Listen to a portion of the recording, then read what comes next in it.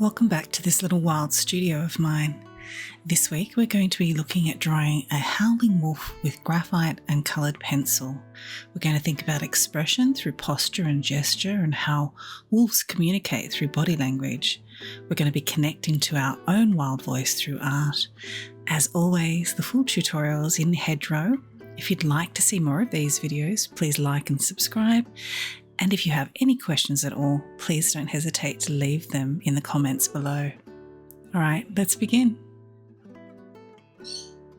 Hello and welcome. Welcome back to this little wild studio of mine. I'm very excited today. Today we're going to play with wolf energy and we're going to do a howling wolf because why not? I love how wolves, how all beings express themselves with their body. We can communicate with our bodies. So think about how we might move if we're feeling joyous or if we're cranky or if we're upset or if we're scared. So understanding that and applying it to how we observe a reference can help us create a drawing or a sketch that feels like it has a lot of life in it, that has movement and that has feeling in it. And always that's what I think is the most important ingredient in creating realistic art that prioritizes connection for you as an artist, but also connection for the viewer, so that when they look at it, even if that viewer is just you and you're not sharing with anybody else, you have an understanding of the story that's involved under it, the sense of feeling around it. And so that's why I always remind you, I'll just dust my desk while we're here. That's why I always remind you to aim for connection, not perfection. So when we see in a piece of artwork that the artist has formed a tangible connection to the being that they're studying, then that is when you can feel the same through the page. You feel that imagery through the page. So this week I am going to use some tape, which I had the wrong one out, so I've got the right one now. Again, to tape off an area. I just have some washi tape and I had some questions about what I meant about taking some of the tack off, so I thought I'd show you here. So I will create a piece of tape, or I'll undo a piece of tape for the length that I want, and then I'll just tape it down quickly onto my desk, and that just makes it marginally less sticky. Okay, just a little bit less sticky, and hopefully easier to get off. Now, as I said last week, if you're using tape and it feels like it's taking up some of the paper, or you can notice that it's taking up some of the paper, just trying to get that fairly straight, then use a hairdryer just to heat the tape up a little bit. It'll soften the tackiness and allow you to pull it off pretty quickly. So today, as I said, we're going to do a howling wolf, and we're going to use graphite and a little bit of coloured pencil. I think there is the way to go. So to use graphite and coloured pencil together, there's a couple of things to think about. The first is that they go beautifully together. However, graphite will grey down any other medium that you use with it. So watercolour, coloured pencil, whatever. You just need to be aware of that. We can work with that, okay? It doesn't have to be something terrible. It's not something terrible at all. Do you know, now I'm looking at that, I think I want to bring it back down. It's fine. That's what we do. We're just trying to figure things out. So you want to think about, if you're going to use the two together, do you want to use your graphite under your coloured pencil, over? If both, And if both, then a good thing to think about is whether you use minimal amount of graphite underneath, then do what's like washes of watercolor but with colored pencil, or you know, a lot of colored pencil, whichever way you want to go, and then the graphite again over the top. It really just depends on the look that you're going to go for. So I have not got it close to me, but oh, I did a tutorial here on YouTube where I used graphite and colored pencil on a robin, and I'll link to that somewhere here. Where I used the two of them together, and in that case I did gently graphite first, then the coloured pencil in the area that I wanted really specific and vibrant coloured pencil, and then a lot more graphite afterwards. With this one, I'm not looking to go really deep into the coloured pencil aspect. This is going to be more of a graphite drawing, but I want to use some like washes of coloured pencil in there as well. Trying to keep my supplies minimal for this one, so I've got 2 graphite pencils. I've got the Pitt Graphite Matte from Faber-Castell. I've got it in HB and 14B, so that's the breadth of the flavours that they offer. I've got a warm grey one, a burnt sienna, and a brown ochre from Faber-Castell Polychromos. So we're going all Faber-Castell today, which is exciting. I have cordoned off an area because I'm going to do a bit of a background as well. And now I'm going to start that preliminary sketch, and I'll pop the image up on screen here so you can see it. And then there is also a link to the image down below. And always, these tutorials for YouTube, the full extended version with narration all the way through, is available inside Hedgerow, which you are very welcome to come and join this gorgeous women's circle that we have going. They're so beautifully focused on intention and curiosity and compassion behind art making and honouring our wild kin. So yes, all the details down below. You're very welcome to come and check us out. So I'm looking at this basic structure that we have of wolf, and something that could be really lovely to do before you even get started is just for a moment to pop your hand on heart, close your eyes, and have a think about what it might be like to be wolf, to howl. I feel like there is a part of us that knows how to howl, that can still feel not just how it feels to hear howling, but how it feels to be able to howl. When I hear howling, I often get very teary actually, because it feels so powerful. But there's also a part of me that's like, well, maybe if you just stick your head right back, you might be able to find that inner voice, right? And so when we're drawing a wolf howling, I think we're also drawing song. We're not just drawing a being that is using their voice. We're drawing a wild song, and I want you to think about how profoundly beautiful that is. So I have my hand way back on my pencil, and I'm looking at the biggest shapes. I'm not going for any detail here at the moment. I just want to get these big shapes in and get an understanding of the basic form that we've got here, so we can start to add more shape or shapes, more understanding of form thereafter. It's about getting the angles right for this particular stance, because it is really confident. It's really full of bliss, the way that the being has their head up and back. The eyes are almost closed. Their eyes are almost closed, and they're sort of far away looking, because everything that they're doing at that moment, the present moment, is concentrated into that sound that they're making. Their whole body is going into that. And how beautiful is that?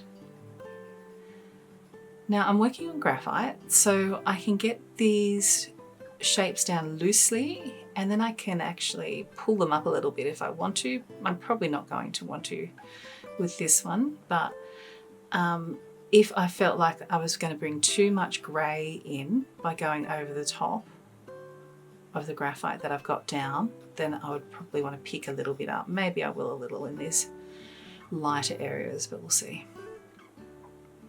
And I want to think about the relationship of different parts of the being in this reference. So they're not necessarily anatomical relationships that apply across all wolves, but to understand whether I've got things in the right place. So their chest, her chest here, this front leg here, where that chest comes up, if I draw a straight line up through that, it comes up between the eye and ear there, which is pretty close where I've got there. So, oops. So I think that that's okay. This bottom, is this angle right? I'm not sure that this angle is right. So I'm looking at the back leg here, the bottom of the back, sorry, the top of the back leg here. And if I draw straight up with that, what happens there? It goes through the middle of the eye, which is actually pretty good, pretty close to where we are there. And then I just need to bring it down a little bit, I think. So front leg, we've got the coloration here of the saddle area of the back there. Comes down onto this leg. That's pretty close, I think. Again, we're going for connection, not perfection. So it doesn't matter if it's not exactly right. I would wish I had kind of left a little bit more space on this side, actually. Although that side's butted up against, so I might just move this and see if I like that. If I don't, what I'll do is erase and start again, because it doesn't matter. What matters is getting it to a place that I'm happy to keep going with. So your eraser is a tool. I think it's a good idea not to use it too much in the first part of sketching, just to allow you to have flow and freedom. How does that feel? I'm sitting back so I can sort of see what's going on. Just a little bit. I just want it to go back a little bit. So I'm going to make this decision to start again. And you know what's exciting when you start again is you've already practiced it once, right? So you have a pretty good idea of what's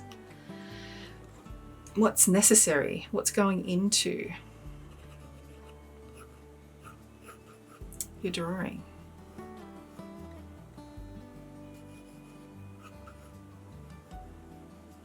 This is not the first time I've seen this reference now, you know, like I've played with it once. I have a bit of familiarity happening.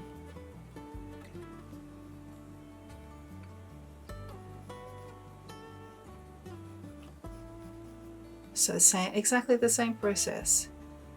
Thinking about roundedness of form while finding big shapes that we can carve into.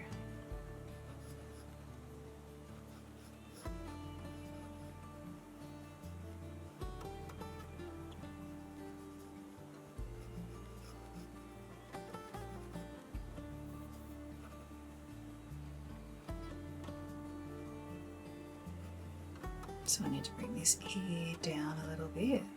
Look at the angles.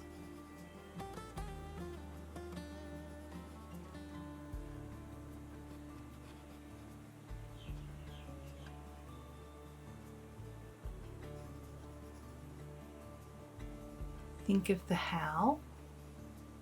Think of how it sounds, how it reverberates through the air to your ears, but also how it would feel to reverberate up your chest to make that sound. It's front leg.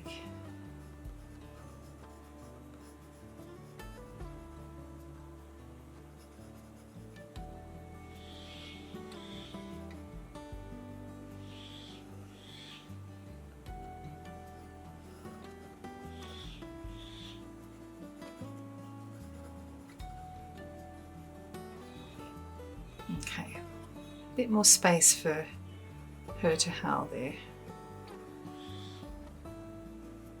collar, that, and then there's that saddle colouring.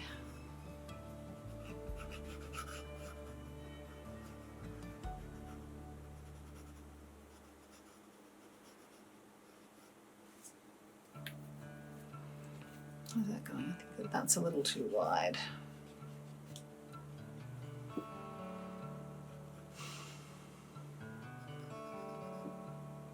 So I'm just going to get some of these markings in.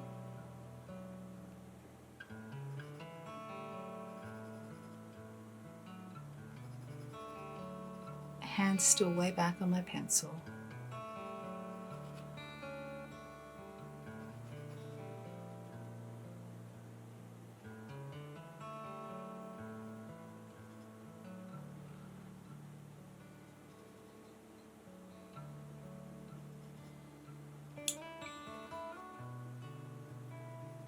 So my eye is on the reference a lot. I'm really trying to look and see deeply.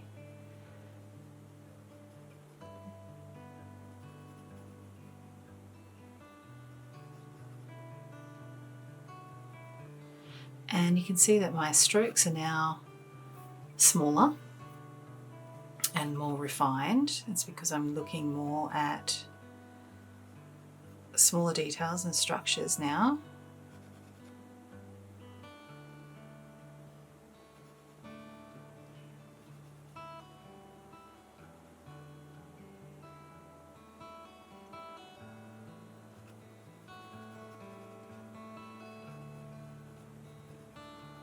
And she looks a bit funny at the moment, but there's going to be lots of messy middles. There always is in a drawing.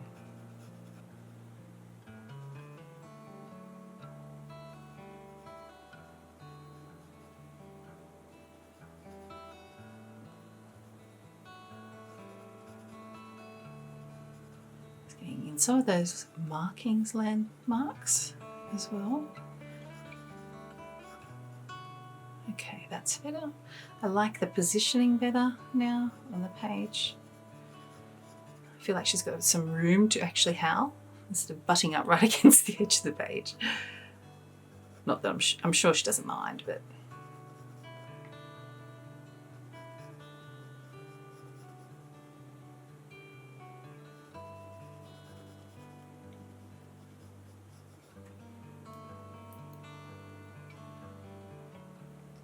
so I'm holding my pencil up to the reference to get an angle and then putting it down in front of me. It's a really good idea to have your reference somewhere that's very easy for you just to move your eyes to look rather than your whole head. So have it either in front of you or directly beside you. Don't have it sort of way over and up here somewhere because you're going to have to move your head. I'm actually moving my head as I say that. You can't see it, but that's what I'm doing. You don't want to move your head if you can avoid it. Well, not too much anyway. Not unless you're, constantly stepping back as well.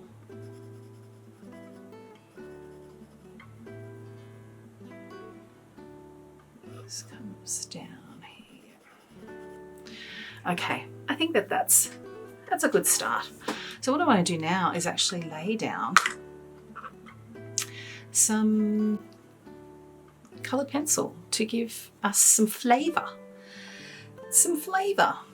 I think that I'm actually going to do the background in graphite, so I probably don't have to worry about erasing those things.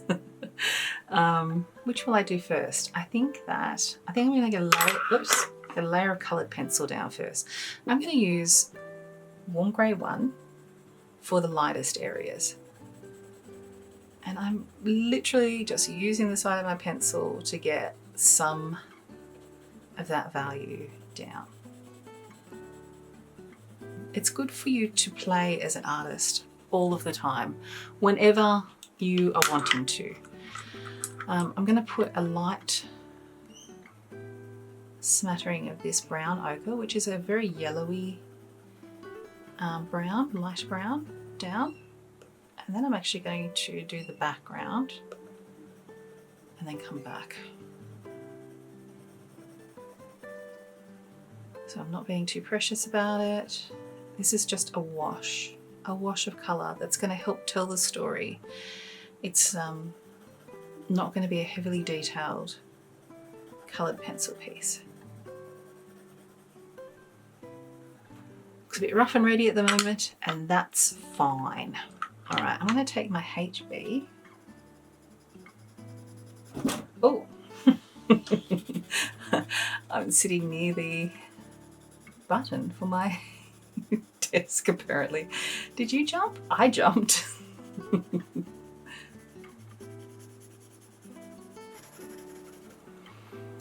Okay, I'm going to take a paper stump. You can also use a piece of tissue or a piece of paper towel, so you can just fold it up and use it as a paper stump there. Which now I've done that, I may as well do it, hey? And I just want to softly move that graphite around so that it's not just sitting on the top of the page.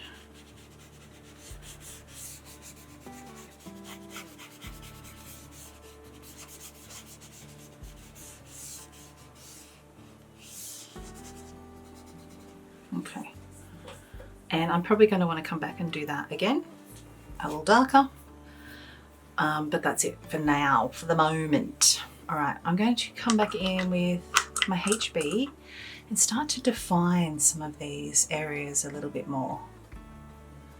Remembering that I've got a really dark still to use, my 14B, and that will come into a lot of use, but I can refine some of these shapes and stuff now using my HB.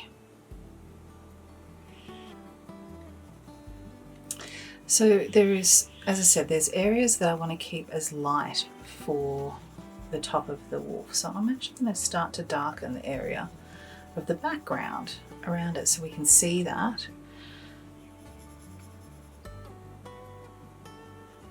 Rather than drawing a hard edge, right, of where the lighter areas are. I mean, that's one of the reasons to do a background, is so that you can utilize that to bring the light forward.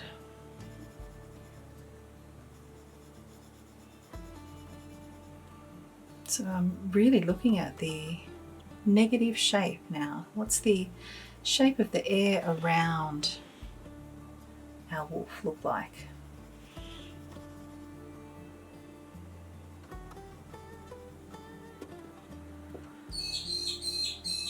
Looks funny without a bit of context, doesn't it? But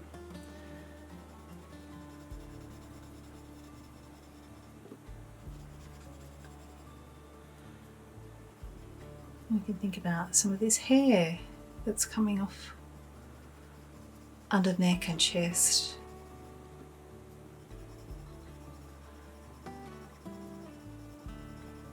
Not having to have a really hard line going up to the wolf.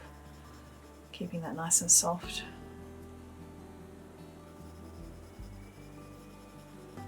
Whereas the ear, there's a little highlight over the top of the ear, but not a huge amount compared to the top of the head there.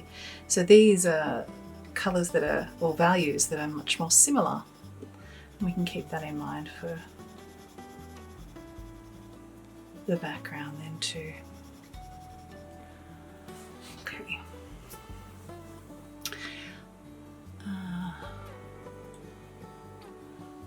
This, so I've got like a bit of a chisel shape happening on my pencil now because I did some flat work, so I can use it to my advantage to get more detailed areas, finer lines.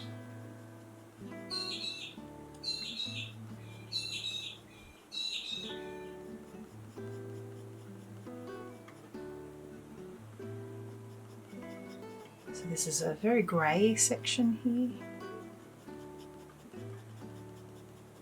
So we're going to use our graphite for the greys and also for the black that we can see in the eye here. So look at the shape of the eye.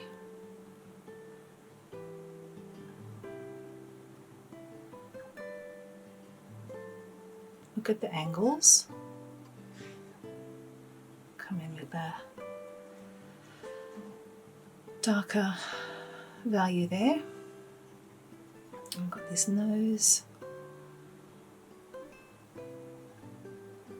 and nostrils, which are going to be much darker. So use a 14B for that.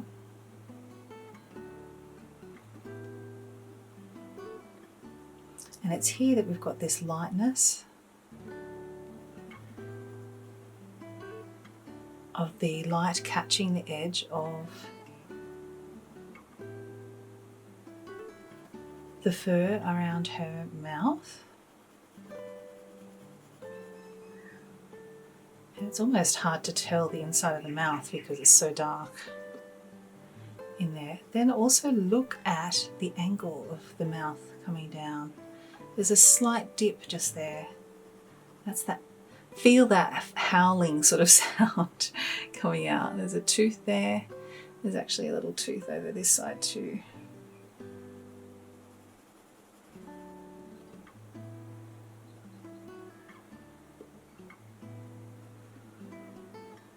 And then we can see a little bit of the light on that fur then again here. Look at that angle. I don't have that angle right, so we'll adjust that.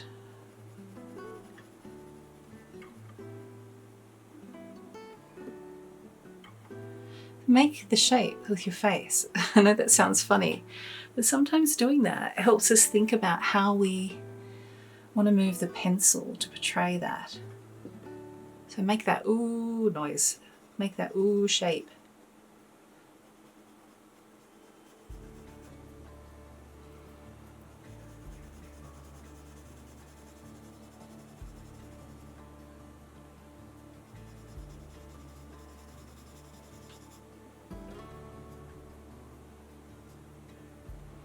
All right, now we've got almost like a little star shape here.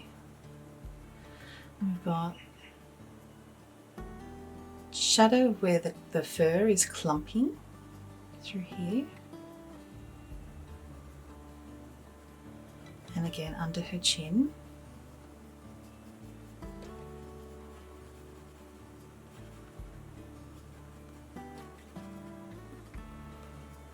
We've got some nice browny tones through here, which will use a little bit of the burnt sienna to help bring out as well.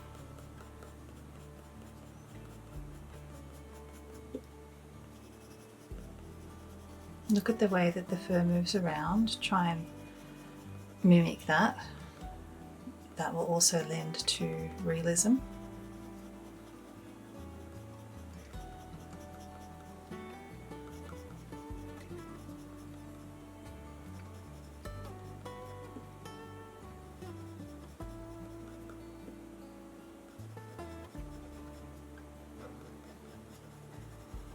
Bit of shadow happening under here.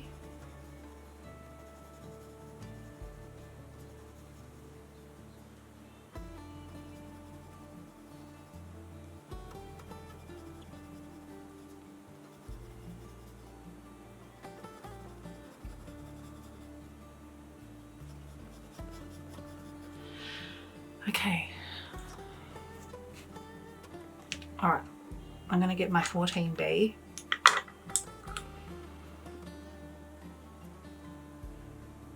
Before I do anything else, while it's nice and sharp, I want to get this eye in.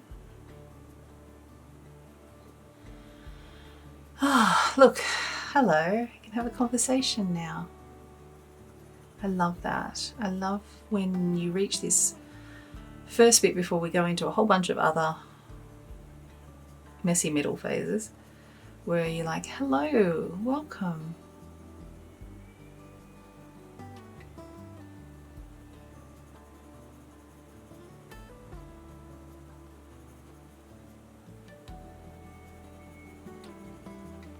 So 14B will of course make the most dark darks, but don't forget that you can use them to shade as well and get sort of more intermediate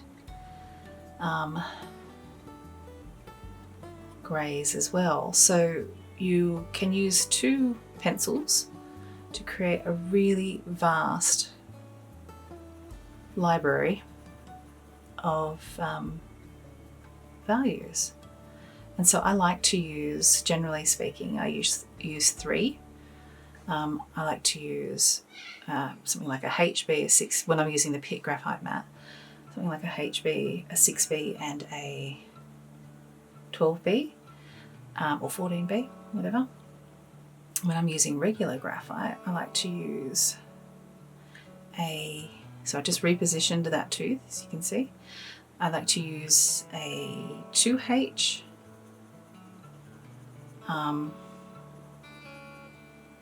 usually like a 2B or so, and then about a 6B. So I think having a nice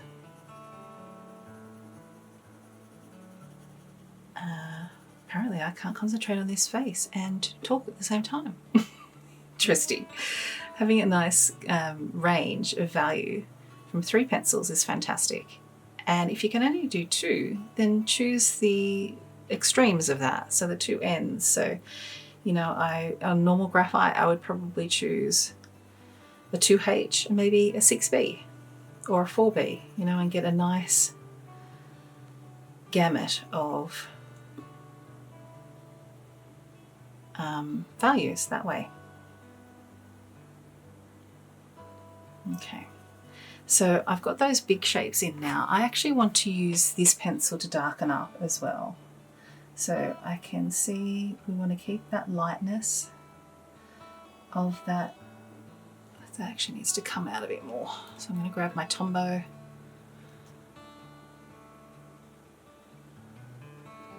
And this is graphite, so we can just pull it up a little bit. Rather than using my fingers, I'll flick off with a brush. And I'm just noticing the curve of this needs to come down this way a little bit more. So that tooth is in darkness, and then we have the light of the fur on the edge of the mouth. And then we've got this other little tooth, which I'm actually going to make a little bit bigger. And then we've got lightness on the edge of the lower jaw as well. And then this part is just going to take a little bit of time.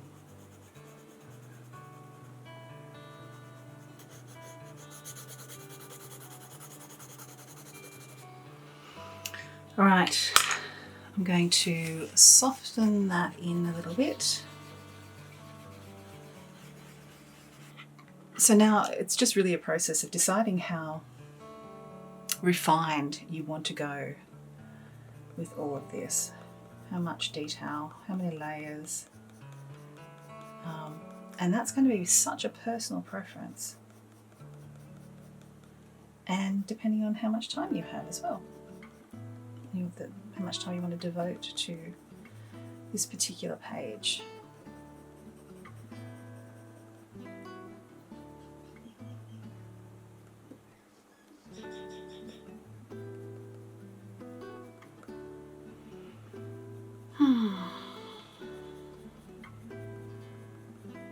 I'm reminding you to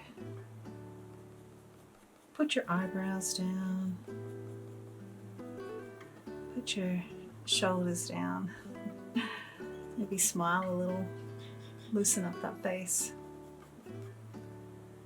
Just be in wonder about how remarkable it is that we can use a stick with some pigment in it and push it around on a page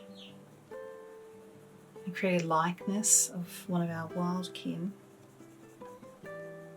that wasn't there before.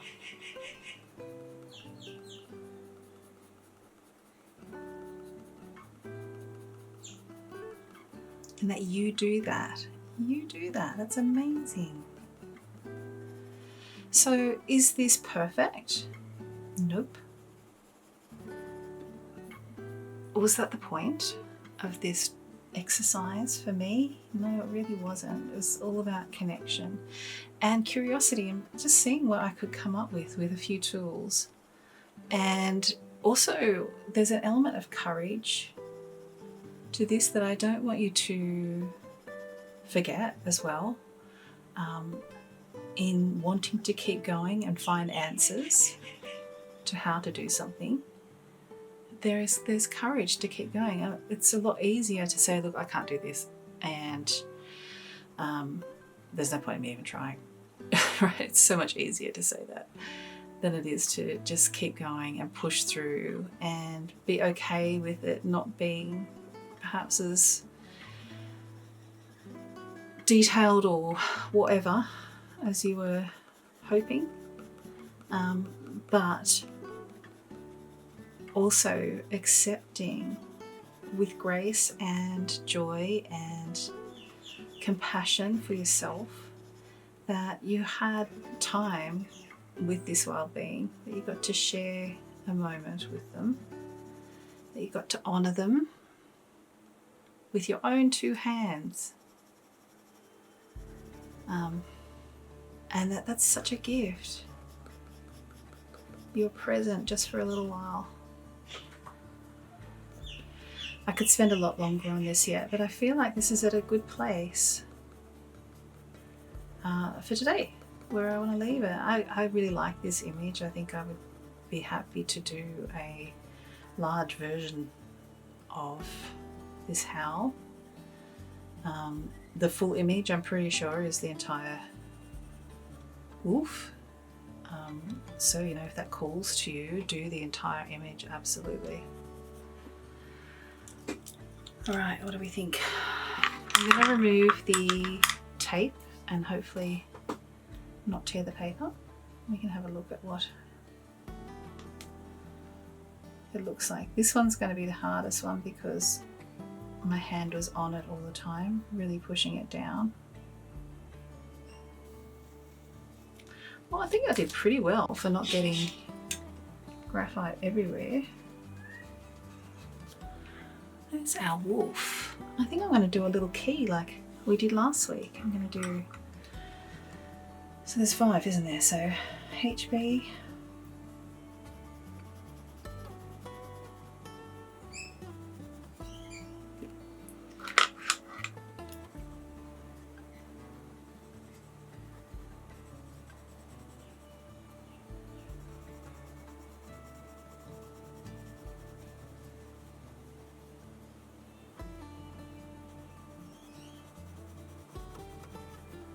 Alright, so remember to keep a piece of something, paper of some description. I like to use tracing paper or glassine paper between your pages in a sketchbook so that they don't rub onto each other, but even just a piece of printer paper is better than nothing. You can also put a little bit of fixative down if you would like to. I don't tend to worry about that so much in my sketchbook, but there we go. All right, I'm going to stop fussing now because otherwise I'll keep fussing for ages and say bye until next week. So remember to keep sketching and stay curious and compassionate and let that creativity of yours connect you to what's wild and wondrous. All right, my friends, go howl at the moon. See you next time. Thanks so much for joining me again this week. I hope you enjoyed playing with the Howling Wolf. I want you to celebrate your process, remember to breathe and stay present, and build your trust in your artistic choices. Always remember to work from large shapes to small, to find your own rhythm in the process, and recognize that things just take time. It takes time to build layers, but there's so much joy in that process too. See you next week.